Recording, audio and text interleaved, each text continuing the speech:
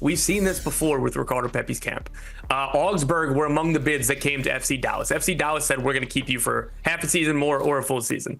They forced a move out of FC Dallas. He went to Augsburg. Things weren't going well at Augsburg. They pushed for a loan. They got a loan. And then Augsburg were ready to bring him back into the team. They were counting on him. And then his camp really pushed for a move to get him out of Augsburg to PSV. So we've seen this playbook a few times. And while PSV want to keep him, while I believe that they're very happy with him, if he's shown in the past, if his camp has their mind made up that we need to leave, they push really hard. Johnny Cardoso, for a second, because I feel like this is a player that we don't maybe give enough flowers to. We don't talk about him a lot, but he's starting to get some interest from some big clubs. Tottenham, Milan, Atletico Madrid apparently have interest in Johnny Cardoso. Wait, didn't Tottenham give him like a promise ring or something a couple of months ago? Do you remember that? Actually? Do we think was this like is a pre-contract do any of these places like make sense for him? Or should he? I mean, is because he's doing well in La Liga. He's not going to start as much as he's starting at Atletico Madrid than he is at Betis. No.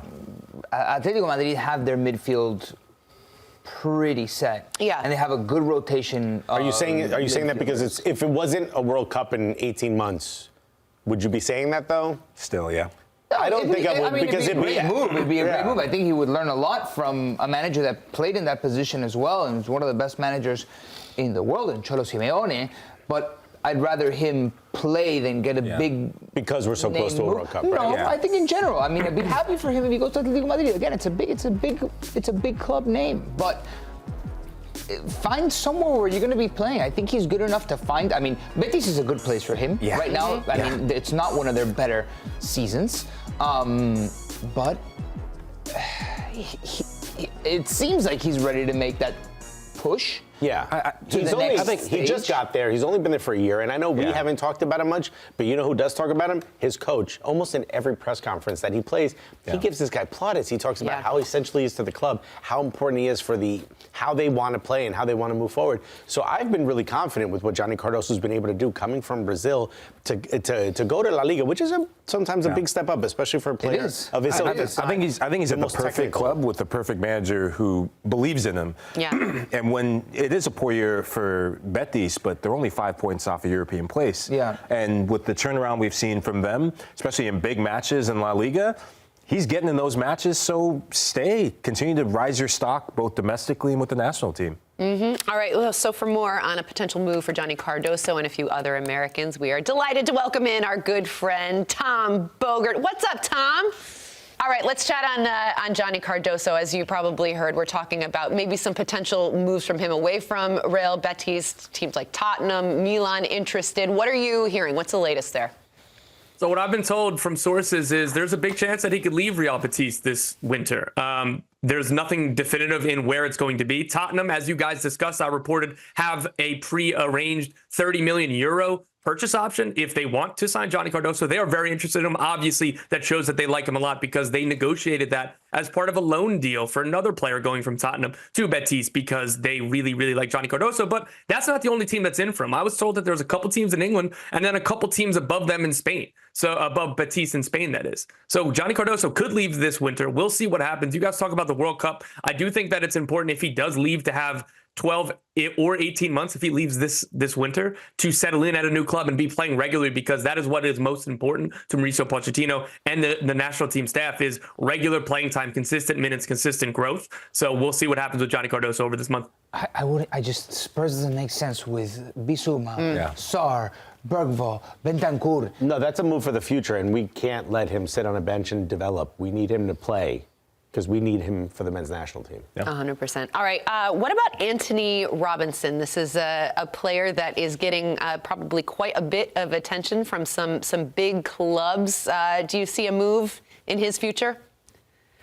I don't see a move this January for Antonee Robinson. He has been absolutely incredible for Fulham. He has been for a while in terms of consistency, but he's taken his game up to another level the last probably 18 months. He really is one of the best, if not the best left back in the Premier League. And what will come from that is interest. So what I was told is he's very happy at Fulham. Fulham are obviously very happy with him. He signed a new long-term contract only in the summer of 2023. So that's 18 months ago. He's on a good number. So all of that leads me to believe that there isn't going to be movement this winter because he is such a crucial player for this team. We'll see what happens in the summer. Liverpool would be the most realistic landing spot from what I've heard because of the obvious need, the long-term interest. They've had him on their radar for a long time, dating back to Michael Edwards' first stint at Liverpool. Now he's back at the club. So maybe that happens in the summer. Liverpool, I don't think, are going to move for him this January. Then you look at some of the other teams that could afford him and could kind of maybe turn his head if it was a midseason move. A team like Chelsea doesn't need him. A team like Manchester United has him. Like Manchester City. These are some of the other clubs,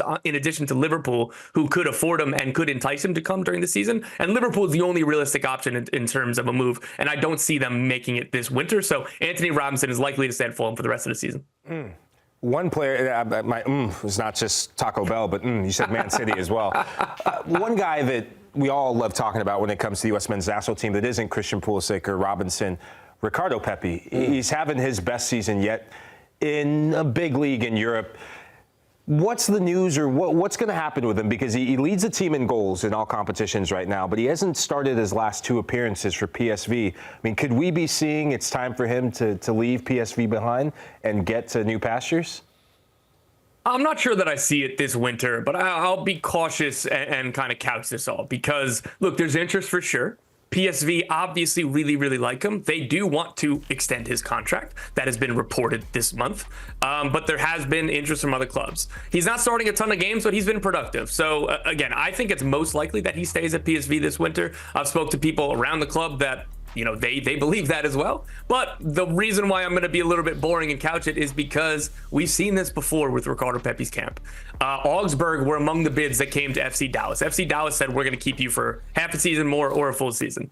They forced a move out of FC Dallas. He went to Augsburg. Things weren't going well at Augsburg. They pushed for a loan. They got a loan. And then Augsburg were ready to bring him back into the team. They were counting on him. And then his camp really, really pushed for a move to get him out of Augsburg to PSV. So we've seen this playbook a few times. And while PSV want to keep him, while I believe that they're very happy with him, if he's shown in the past, if his camp has their mind made up that we need to leave, they push really, really hard. It's kind of like an NBA move where, you know, we're talking about Jimmy Butler and everything that's been going on in the National Basketball Association. I wouldn't necessarily expect that, but I'm just going to be boring and say you can't rule anything out.